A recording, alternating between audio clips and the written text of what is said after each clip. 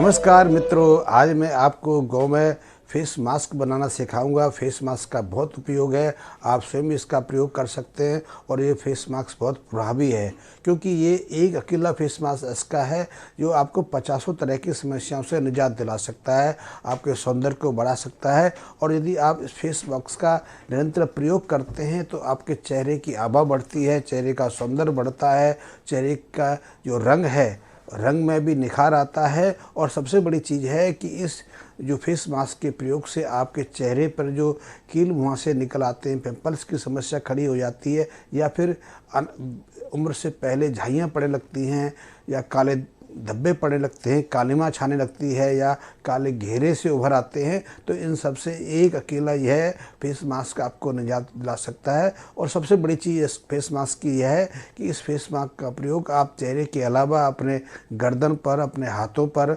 और पैरों तक में प्रयोग कर सकते हैं। और इसको बनाना बहुत आसान है क्योंकि आप इसको घर में बना सकते हैं और इसके के लिए कोई कीमती औषधि की ज़रूरत नहीं पड़ती है, किसी कीमती वस्तु की ज़रूरत नहीं पड़ती है। इसमें जो मुख्य चीज़ें हैं वो गौमे के पंचांग हैं, कुछ जड़ी बूटियाँ हैं, और इनमें से कई जड़ी बूटियाँ तो हमारे रसोई में पहले से विद्यमान रहती हैं। तो आप इनको इकट्ठा कर लीजिए और इसको बना लीजिए। और आप चाहें तो इस फेस मास्क का कारोबार भी कर सकते हैं। यदि आप गौपालक हैं या आप कुछ प्रोडक्ट बनाते हैं तो इसको बना के बाहर भी बेच सकते हैं, अच्छी मार्केटिंग भी कर सकते हैं। और मार्केटिंग में अच्छा पैसा है क्योंकि आज का युवा जो है, हमारे युवक युवतियाँ जो हैं, अपने सौंदर्य को लेकर बहुत क्यूरियस हैं, एक्साइटेड रहते हैं और वो उस पर बहुत ध्यान भी देते हैं। बाज़ार में सैकड़ों तरह के क्रीम, उपटन और इस तरह के फेस मास्क उपलब्ध हैं, लेकिन उनका कोई ज़्यादा महत्व मुझे नज़र नहीं आता, लेकिन उनके प्रयोग भी करते हैं। और यदि किसी फेस मास्क में या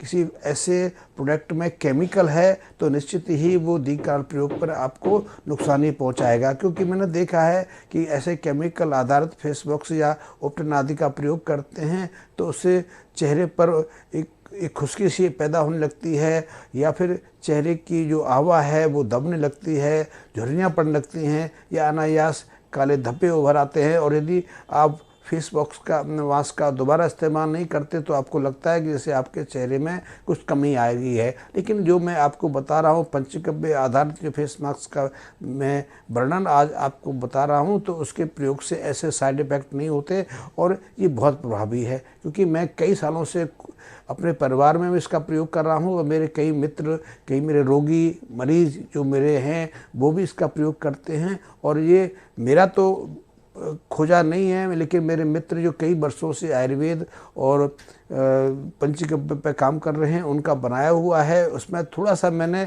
एक नया कम्बिनेशन सेटअप किया है और उसको भी मैंने बहुत प्रभावशाली पाया है। तो आपको यदि बनाना चाहते हैं तो इसके लिए 8-10 चीज़ों की ज़रूरत पड़ती है, जिसमें सबसे जो प्रमुख हैं, महत्वपूर्ण जो चीज़ें हैं उनको आप नोट कर सकते हो। वैसे मैंने इनकी डिटेल डिस्क्रिप्शन बॉक्स में देती है तो आप वहाँ से ढूंढ सकते हैं। और डिस्क्रिप्शन बॉक्स में मैंने करीब उसकी जो मात्रा है 50 ग्राम के आसपास निर्धारित की है। तो 50 ग्राम का जो मैंने अनुपात दिया है उसके अनुपात से आप इसकी मात्रा बढ़ा सकते हैं और उस मात्रा का प्रयोग कर सकते हैं। तो इसमें सबसे महत्वपूर्ण है जो प्रोडक्ट है, जो इसके जो चीज़ की ज़रूरत पड़ेगी उसमें सबसे पहला है जो हमारा जो गोबर होता है, जो गौ में रस रहता है, उसका कॉन्सेंट्रेट बहुत महत्वपूर्ण है। दूसरा है मसूर की दाल, छिलका रहित मसूर की दाल। तीसरा है कच्ची हल्दी की गांठ या पाउडर। और चौथी है सफ़ेद चंदन। इसके अलावा 4-5 चीज़ें और हैं, उन्हें वो आप डिस्क्रिप्शन बॉक्स में दे सकते हैं। तो इसके लिए आपको कच्चे दूध की भी ज़रूरत पड़ती है। तो मैं जब भी बताऊं कि मैं दूध की बात करता हूं या गोबर की बात करता हूं, उपले की बात करता हूं, घी की बात करता हूं, तो मेरा अर्थ एकमात्र गौ के देसी गाय के जो प्रोडक्ट हैं, देसी गाय का पंचगव्य उनसे रहता है। क्योंकि पिछले 50 सालों, 60 सालों में या 100 सालों में हमारे यहाँ एक दीर्घ भ्रम हो गया है, क्योंकि जो चीज़ हमें उपलब्ध होती है हम वो ले लेते हैं। और आप और हम ही नहीं, ये समस्या हमारे जो आयुर्वेद के विशेषज्ञ हैं या और जो हमारे विद्वान हैं उनके साथ भी रही है। इसीलिए आजकल कई जो बड़ी बड़ी जो जो फार्मेसी हैं आयुर्वेद की, वो भी पंचगव्य के नाम पर जो भी उनको उपलब्ध हो जाता है, चाहे वो मूत्र लेना चाहें तो जो आसपास गाय नज़र आती है, यहाँ तक कि भैंस के मूत्र को भी प्रयोग कर लेते हैं। लेकिन मेरा अर्थ होता है सिर्फ देसी गाय का, और हमारे जो ग्रंथों में एकमात्र देसी गाय के जो पंचगव्य हैं उनका ही उल्लेख हुआ है।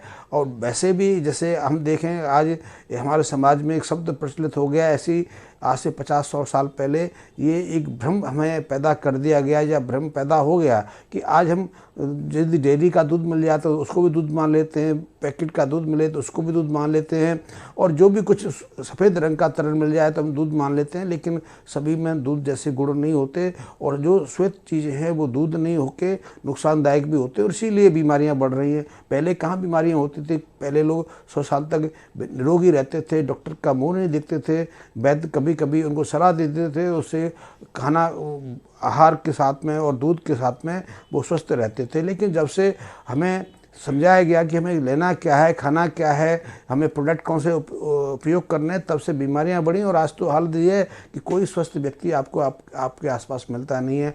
कहते हैं सरकारें बताती है, स्वास्थ्य विभाग बताते हैं, विदेशी जो मेडिकल जर्नल हैं वो बार बार घोषित कर रहे हैं कि आदमी की उम्र बढ़ रही है, स्वास्थ्य बढ़ रहा है। लेकिन आप समझ सकते हो कि स्वास्थ्य बढ़ रहा है, उम्र बढ़ रही है नहीं। आज हम जब हमारे बच्चे उम्र से पहले जवान हो रहे हैं और उम्र से पहले ही बुढ़ापा छाने लगा है, और बुढ़ापा छाने लगा, बुढ़ापे के साथ उनको जो बुढ़ापे से संबंधित बीमारियां होती थी उनकी गति बढ़ी है। और इसलिए आज 60-65 साल का कोई भी आदमी आपको ऐसा नहीं मिलेगा जो स्वस्थ हो। हाँ, गांव देहात में जो आज प्राकृतिक जीवन शैली जीते हैं, जो आज भी पंचगव्य का आधार बनाए हुए हैं, उनकी बात अलग है। वैसे बड़े बड़े शहरों में आपको 60-65 साल का एक भी आदमी स्वस्थ नहीं मिलेगा, क्योंकि उसे कोई ना कोई बीमारी मिलेगी, और इसलिए वो कई दवाइयाँ पर निर्भर रहता है। तो आपको यदि जो मैं गाँव में फेस मास्क बता रहा हूँ उसको तैयार कैसे करना है, तो उसमें थोड़ी सी प्रक्रिया है, उसको आप नोटिस कर देते हैं, क्योंकि इसी पर तो इसका पूरा आधार है। तो उसको तैयार करने के लिए सबसे पहले आपको कच्चे दूध की ज़रूरत पड़ेगी। तो आवश्यकता अनुसार कच्चा दूध ले लीजिए, और दूध में 24 से, वैसे तो इसको हम 3 भावनाएँ देते हैं, लेकिन एक भावना 24 घंटे के लिए उस कच्चे दूध में आपने जो कच्ची हल्दी ली है उसकी गांठ या उसका पाउडर लिया है तो उसको अलग से भिगोएं। यदि आपने गांठ ली है तो उस मसूर की जो दाल है, छिलके रहित मसूर की दाल, उसके साथ में सफ़ेद चंदन के साथ में और पोहकर मूल के साथ में 24 से घंटे के लिए कच्चे दूध में भिगो के रखते हैं, और दूसरे दिन उनको निकाल के अच्छे से सुखा लें, सुखा के उसका पाउडर बना लें। शेष अलग जो चीज़ मैंने बताई है उनका भी महीन पाउडर तैयार कर लें। इनको छान के जब पाउडर तैयार हो जाए तो इनको परस्पर मिला के रख लीजिए। मिला के आप किसी ढक्कनदार कांच के बर्तन में रख सकते हैं या प्लास्टिक में भी रख सकते हैं, और इसका प्रयोग करना है। अब आपका फेस मास्क तैयार है। इसको प्रयोग कैसे करना है, वैसे तो आपकी पेस्ट भी बना सकते हैं, उसके लिए आपको अलग से मैं बताऊँगा कैसे इसकी पेस्ट बना सकते हैं। लेकिन जो पाउडर मैंने बताया है वो आपका फेस मास्क पूरा है। इसको प्रयोग करना है तो उसके प्रयोग करने के लिए भी या तो आपको कच्चे दूध की ज़रूरत पड़ती है या फिर ताज़ा मक्खन की। यदि ताज़ा मक्खन मिल जाए तो आप ताज़ा मक्खन के साथ में भी इसको प्रयोग कर सकते हैं, अन्यथा कच्चा दूध में इसका प्रयोग कर सकते हैं। कच्चे दूध में आपको जब ये फेस मास्क लगाना हो तो उसमें 1 से 1.5 चम्मच 2 चम्मच जितनी भी ज़रूरत है आप उसमें पाउडर निकालिए, कच्चे दूध में उसको भिगो दे दीजिए। 1-1.5 घंटे में जब इसकी गाढ़ी पेस्ट बन जाए तो उस गाढ़ी पेस्ट को आप अपने चेहरे पर लगा सकते हैं। ये पेस्ट 1 से 2 घंटे में सूख जाती है, ये मौसम पर निर्भर करती है। और जब सूख जाए तो अपने चेहरे को या जिस स्थान पर अपने फेस मास्क का प्रयोग किया है उसे आप ताज़ा पानी से साफ़ कर सकते हैं, या आपको कच्चा दूध मिल जाए तो कच्चे दूध से साफ़ कर सकते हैं। और उसके बाद आप चाहो तो उस पर कोई भी आपके पास तेल हो उसका प्रयोग कर सकते हैं, अन्यथा मैं एक आपको सौंदर्य तेल का मैं आपको बताऊंगा कि आप अपने घर पर कैसे सौंदर्य तेल बना सकते हैं, तो उसका प्रयोग कर सकते हैं। आप यदि निरंतर इस फेस मास्क का प्रयोग करेंगे तो सबसे बड़ी चीज़ तो ये है कि यदि आप किशोर उम्र के हैं, अभी जवानी में प्रवेश करने वाले हैं या जवानी के आप पड़ाव पर हैं, तो आपको पिंपल्स नहीं होंगे। क्योंकि आज पिंपल्स है, कील मुहांसे की समस्या बहुत है। कील मुहांसे से बच्चे बहुत चिढ़ते हैं क्योंकि उनका सौंदर्य बिगड़ जाता है। तो इसके प्रयोग से संभावना है कि आपको कील मुहांसे नहीं होंगे, आपको मुहांसे नहीं निकलेंगे। यदि मुहांसे निकल आए हैं तो इस फेस मास्क के कुछ दिन प्रयोग से वो निकलने बंद हो जाएंगे। और यदि आपके कील मुहासों के कारण आपके चेहरे पर दाग धब्बे पड़ गए हैं या उनके निशान उभर आए हैं, तो वो धब्बे भी इस फेस मास्क के निरंतर कुछ समय प्रयोग से दूर हो जाएंगे। इसी तरह यदि आपके चेहरा खुश्क रहता है, ऑयली रहता है, या चेहरे पर दाग धब्बे पड़ गए हैं, झुर्रियाँ उभर आने लगी हैं, बुढ़ापा छाने लगा है, तो इस फेस मास्क के प्रयोग से उन सब में आपको लाभ होगा। इस फेस मास्क के प्रयोग से आपकी जो चेहरे की आभा है वो बढ़ेगी, कांति बढ़ेगी, और आप अपने को ज़्यादा जवान और ज़्यादा स्फूर्तिमान भी अनुभव करेंगे। कि ये बहुत महत्वपूर्ण है, क्योंकि इसमें हमने जो प्रयोग किए हैं, हमने जैसे हल्दी प्रयोग की है, हल्दी को तो हम वैसे ही सौंदर्य के लिए प्रयोग करते हैं, इसलिए जब शादी होती है, विवाह होता है, तो हम वर वधू का लेपन हल्दी से करते हैं। तो हल्दी में तो एंटीबैक्टीरियल, वायरल और फंगस गुण हैं, तो इससे आपके चमड़े जो त्वचा पर किसी तरह का इन्फेक्शन होता है वो दूर हो जाता है। आप त्वचा के अंदर जो सूक्ष्म रंध्र होते हैं वो साफ हो जाते हैं। दूसरी, इसमें ऐसे गुण हैं जो वर्ण शोधन का काम करते हैं, त्वचा की आभा को बढ़ाने का कार्य करते हैं। तो हल्दी का आप इसलिए प्रयोग करते हैं। वैसे हो सकता है हल्दी में त्वचा की तरफ रक्तचाप बढ़ाने वाले गुण भी रहते हैं। इसी तरह आप दूध का प्रयोग करते हैं। दूध में तो वैसे ही क्लिचिंग इफेक्ट होता है, दूध तो सफाई का काम करता है। जब दूध से मुंह साफ करते हैं, दूध से हम यदि स्किन की सफाई करते हैं, तो स्किन के अंदर जो छोटे छोटे पोर्स होते हैं, रंध्र होते हैं, उनके अंदर यदि कोई बैक्टीरिया, वायरस छिपा हुआ है या कोई धूल का कण या मिट्टी का कण उसमें है, तो उसकी सफाई हो जाती है। और दूध से मुंह को साफ करके आप देखिए तो मुंह मुलायम हो जाता है, उसमें एक चिकनाई सी आ जाती है और उसकी आभा उभरने लगती है। तो दूध का भी ये काम है। तीसरा, मसूर की दाल है। मसूर के दाल में भी सौंदर्यवर्धक गुण हैं, और वो भी आपके त्वचा को नव यौवन प्रदान करता है, नवता प्रदान करता है। तो वो बहुत महत्वपूर्ण है। उसके कई और भी केमिकल उसमें रहते हैं, इनका मैं डिटेल से बताऊंगा तो ये वीडियो लंबा हो जाएगा, तो उसके बारे में जो आपको जानकारी नहीं दे रहा। दूसरा, आप सफ़ेद चंदन का प्रयोग करते हैं, तो चंदन में भी ऐसे गुण हैं कि आपको स्किन को वो नव चेतना प्रदान करता है। उसकी जो कोशिकाएं होती हैं उनके नष्ट होने की गति को शिथिल करता है।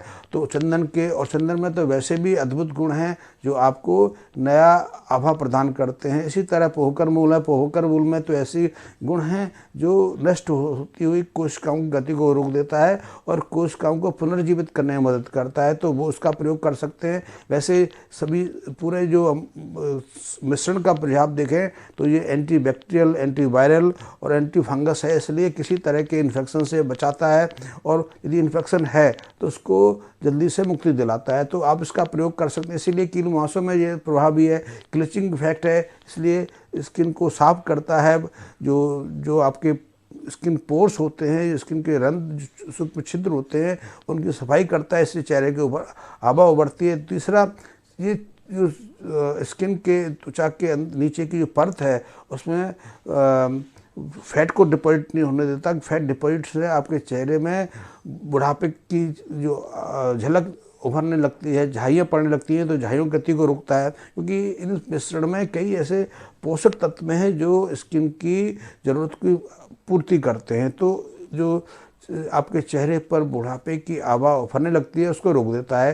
कील मुहासों को तो दूर करता है। ये जो काले धब्बे पड़ जाते हैं, काली जो आभा उभरने लगती है, खुश्की रहती है, या फोड़े फुंसियाँ उभर आते हैं, या फूड़े फुंसियों में पस पड़ जाती है, तो इन सब से मुक्ति दिलाता है। ये बहुत प्रभावी है, आप इसका प्रयोग करके देखिए। और इस फेस मास्क के निरंतर प्रयोग से आप देखेंगे कुछ दिन आपकी जो कांति है, जो आभा है, जो सौंदर्य है वो बढ़ने लगेगा। आप अपने आप को कम से कम 5-10 साल छोटा अनुभव करेंगे। यदि आप इस फेस मास्क का 50 साल की उम्र के बाद प्रयोग करेंगे तो आप देखेंगे कि आपके चेहरे की जो आभा है वो पुनः उभरने लगती है, और आपका बुढ़ापा, आपकी झाइयाँ हैं, झुर्रियाँ हैं, वो से शांत होने लगती है, उनकी गति धीमी पड़ जाती है। यदि आपको मेरा वीडियो पसंद आया तो मेरे को लाइक करें। यदि आपने इसके बारे में कुछ जानना है तो मेरे कमेंट्स बॉक्स में मैसेज दे सकते हैं, उसके बारे में आपको रिप्लाई दूंगा। और यदि आपको मेरे वीडियो पसंद आते हैं और आप तक मेरे वीडियो की सूचना नहीं पहुंचती है तो मेरे चैनल को सब्सक्राइब भी कर लें। सब्सक्राइब के बाद आप मेरे बेल आइकन को प्रेस कर दें ताकि मेरा हर वीडियो आपको ठीक तरह से पहुँच सके, और मैं ऐसी जानकारी आपको आगे देता रहूँगा। मेरे से जुड़े रहिए। धन्यवाद मित्रों।